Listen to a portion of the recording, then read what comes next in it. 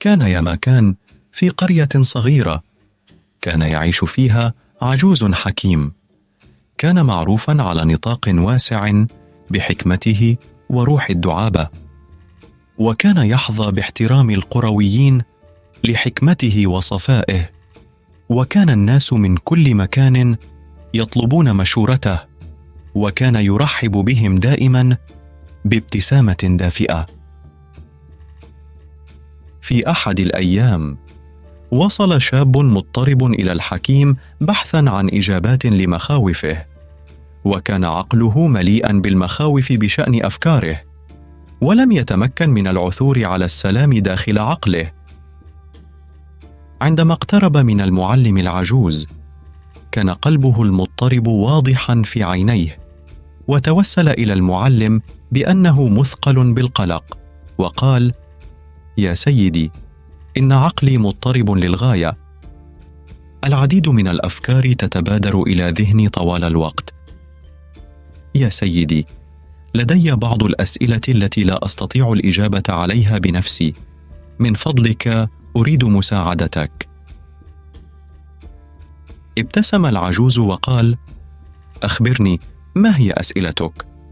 قال الرجل: أنا لست سعيدا في حياتي أبدا، أشعر بالحزن دائما، ولا أرى السعادة في أي شيء، أريد أن أعرف لماذا يحدث ذلك لي.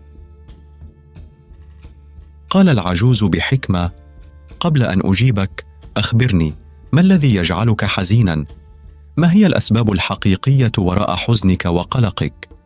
فكر الرجل لبعض الوقت وقال: ما نوع هذا السؤال الذي تسأله لي؟ أتيت إليك للحصول على إجابة، وأنت تعيد السؤال لي؟ ضحك العجوز بهدوء وقال: إنه حزنك، ومن واجبك أن تعرف أسبابه، لا أحد يعرف حزنك أكثر منك. قال الرجل: لكنك حكيم وقادر على قراءة الأفكار، ألا تعرف أسباب حزني؟ ابتسم العجوز مجددا وقال: هذا هو خطأك، تعتقد أن شخصا آخر يمكنه تحريرك من حزنك، لكن هذا غير صحيح، أنت الوحيد الذي يستطيع حل مشاكلك.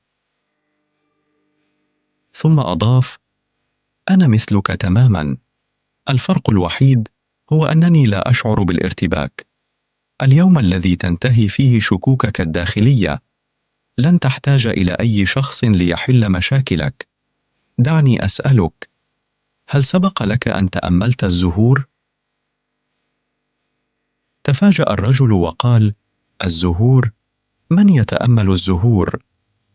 قال العجوز: الزهرة تتفتح مع شروق الشمس، وتزدهر خلال النهار، ثم تذبل في المساء. لو كانت الزهرة تعرف أنها ستذبل في المساء، لما أزهرت بكل جمالها.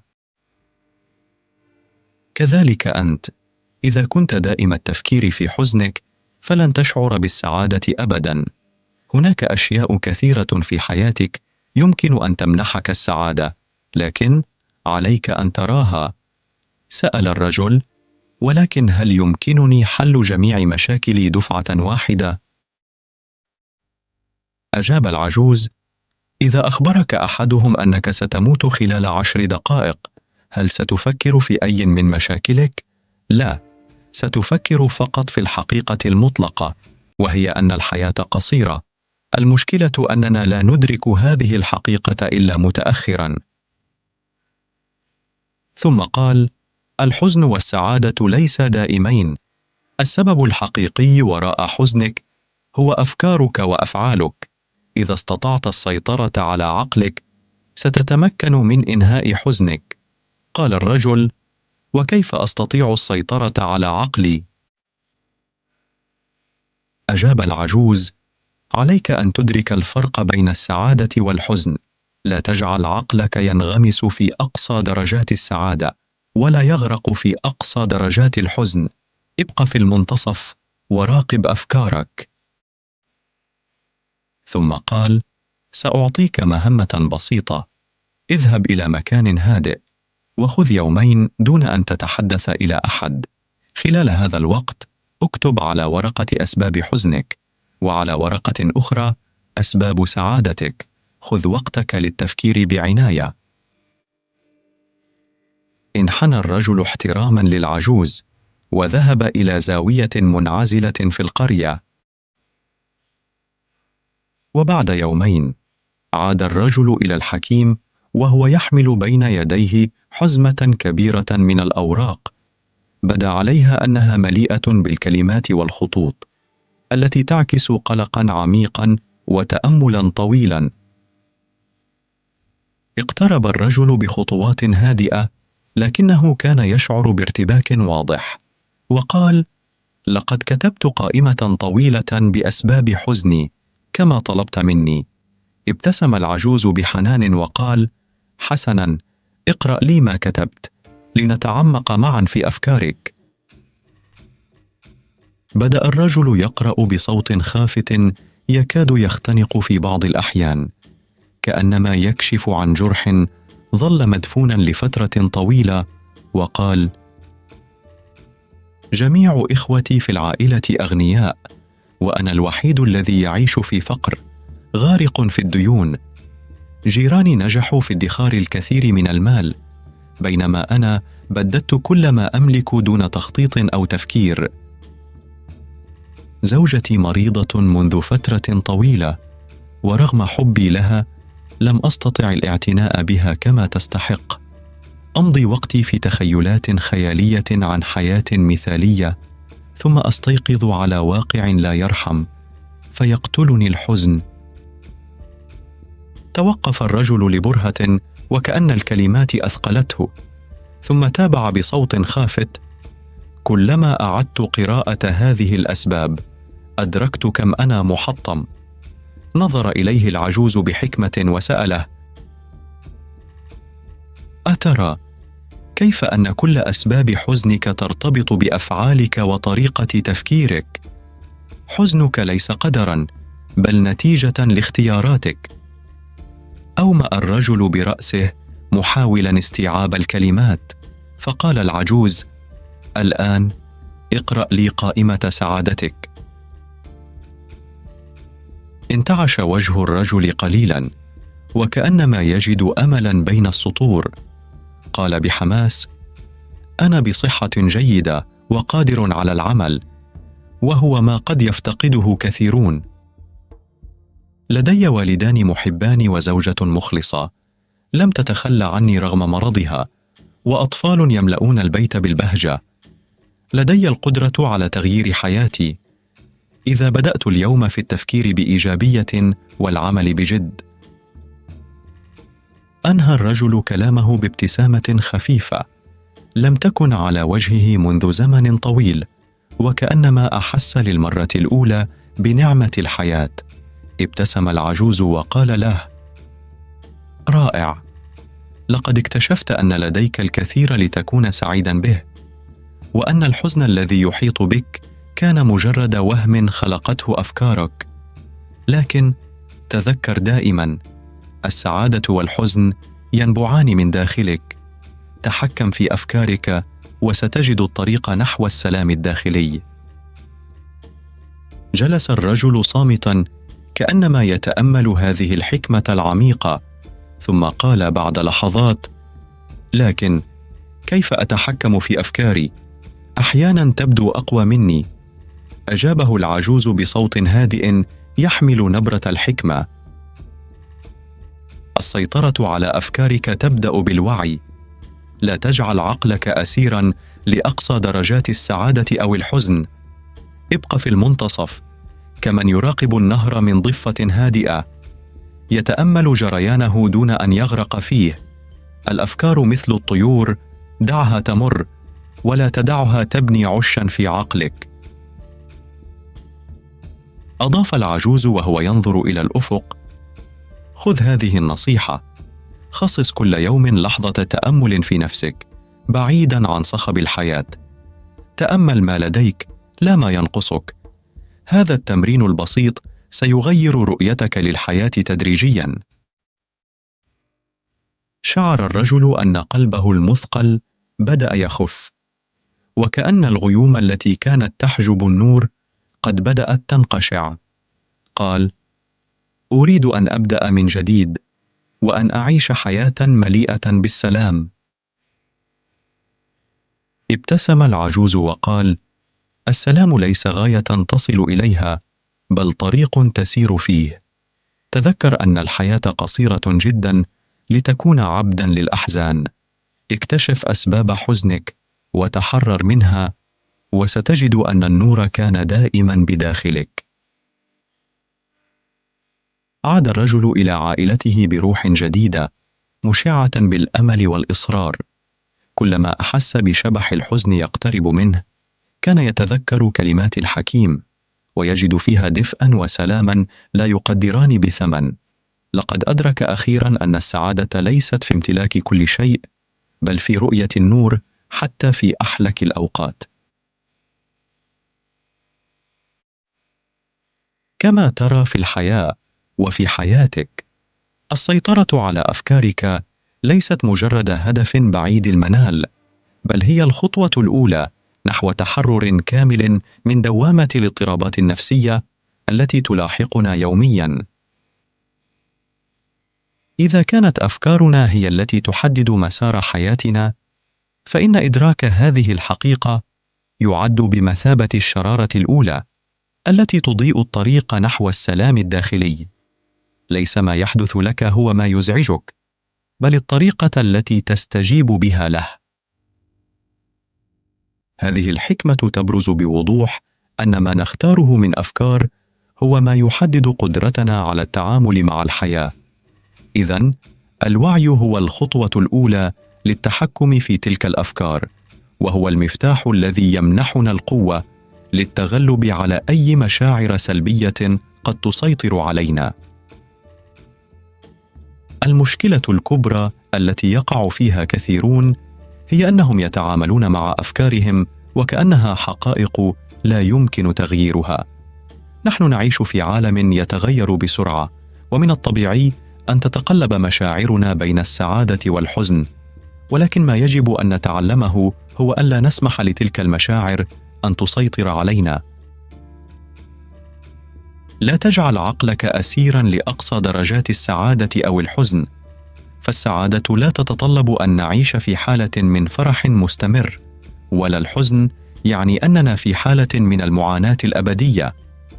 العواطف تأتي وتذهب كالسحب في السماء، لكنها لا تستمر إلا إذا سمحنا لها بأن تتوطن في عقولنا. من المهم أن نتذكر أن الوعي بما نفكر فيه هو ما يحدد وجودنا الداخلي، وليس مجرد الأفكار العشوائية التي تمر في أذهاننا. عندما نتأمل في أفكارنا بشكل واع، نكتسب القدرة على تصنيفها واتخاذ القرار الواعي بشأن ما إذا كانت ستظل جزءاً من حياتنا أم لا. من أعمق وأبسط النصائح التي يمكن أن نقدمها في هذا السياق هي تخصيص لحظة تأمل يومياً في نفسك. هذا التمرين ليس مجرد وسيلة للاسترخاء، بل هو فرصة لفحص أفكارك ومشاعرك على نحو منتظم، بعيداً عن صخب الحياة اليومية، حيث تكون مشغولاً بكل شيء ما عدا نفسك. يصبح من الضروري أن تجد وقتاً لتكون وحيداً مع أفكارك، لتسمعها بوضوح وتفهمها. من لا يعرف نفسه لا يعرف ربه.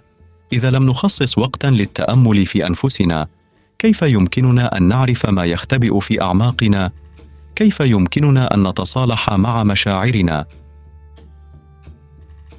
التأمل هو عملية العودة إلى الذات وفتح باب الحوار الداخلي معها. عندما نخصص لحظة يومية من الصمت والتفكير، نسمح لعقولنا أن تفرغ ما في داخلها، مما يتيح لنا فرصة لترتيب أفكارنا وتصحيح المسار إذا لزم الأمر. يعتقد الكثيرون أن السعادة تكمن في امتلاك المزيد، سواء كان ذلك في المال، المكانة الاجتماعية، أو حتى في الأشياء المادية الأخرى، ولكن الحقيقة العميقة التي غالباً ما نتغافل عنها هي أن السعادة تكمن في تأمل ما لديك، لا ما ينقصك. فكلما ركزنا على ما ينقصنا كلما ضاعت سعادتنا في بحار من الاماني التي لا تنتهي. عندما نبدا في تقدير ما لدينا مهما كان بسيطا نكتشف ان السعاده موجوده في كل زاويه من حياتنا. السعاده ليست شيئا تحصل عليه، انها شيء تصبح عليه. هذه المقوله تعني ببساطه ان السعاده ليست في شيء مادي، بل في طريقه تفكيرنا وتقديرنا للاشياء من حولنا. اذا كان لديك عائله تحبك وصحه جيده وبيئه هادئه فهذا يكفي لتكون ممتنا. تامل هذه النعم اليوميه وابدا في تقديرها. ان التمرين البسيط المتمثل في التامل اليومي وتقدير ما لديك ليس مجرد عاده، بل هو عمليه تغيير حقيقيه تحدث في حياتك. عندما تركز على النعم التي تمتلكها يبدا عقلك في رؤيه الحياه من منظور مختلف، وينقلب التركيز من الحزن الى الامتنان. هذا التمرين تدريجي في تاثيره، لكن في نهايه المطاف سيغير بشكل جذري طريقه رؤيتك للعالم. الامتنان هو الترياق الاكثر فعاليه ضد الحزن. هذا الترياق هو ما يساعدنا على تجاوز التحديات والمصاعب، ويجعلنا ندرك ان الحياه على الرغم من كل ما فيها من صعوبات هي هديه يجب ان نقدرها. والامتنان لا ياتي من خلال التفكر فيما ينقصنا، بل من خلال التركيز على ما نملك بالفعل. في رحله الحياه غالبا ما نعتبر السلام الداخلي غايه نصل اليها بمجرد ان نحقق اهدافنا او نزيل همومنا، ولكن الحقيقه ان السلام الداخلي ليس غايه، بل طريق تسير فيه طوال حياتك. عندما تدرك ان السلام ليس شيئا يمكن الوصول اليه في لحظه معينه، بل هو حاله من الوعي المستمر وتقدير الذات، تبدا في تبني هذا الطريق كجزء من حياتك اليوميه. فكل لحظه تقضيها في التامل والتقدير لما لديك هي خطوه اخرى نحو السلام الداخلي. الحياه قصيره جدا لتكون عبدا للاحزان. نحن نعيش في عالم مليء بالفرص واللحظات الثمينه، ولا يجب ان نسمح لانفسنا بان نكون محاصرين في الماضي او في مشاعر سلبيه.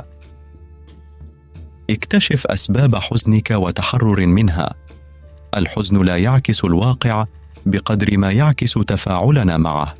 اذا كنت تكافح مع الحزن حاول ان تفهم جذور هذا الشعور واعمل على تغييره من خلال وعيك وممارساتك اليوميه. من لا يقتلنا يجعلنا اقوى. هذا الاقتباس يلخص فكره ان كل تجربه صعبه يمكن ان تكون مصدرا للنمو الشخصي اذا تعلمنا كيفيه التعامل معها بشكل صحيح. تذكر ان السعاده ليست في امتلاك كل شيء، بل في رؤيه النور حتى في احلك الاوقات. في نهايه المطاف ما نراه في حياتنا يعتمد على نظرتنا لها. اذا كانت عيوننا مملوءه بالامتنان فلن نرى الا النور. السعاده لا تاتي من التملك او التراكم، بل من الرؤيه الايجابيه لكل شيء نمتلكه. اذا تمكنا من التحكم في افكارنا والعيش بوعي وتقدير ما لدينا سنتحرر من عبوديه الحزن ونفتح ابواب السلام الداخلي. السعاده هي قرار نتخذه كل يوم، وهي ليست فيما نملكه بل في كيف نرى الاشياء. نتمنى لك حياه افضل يوم بعد يوم.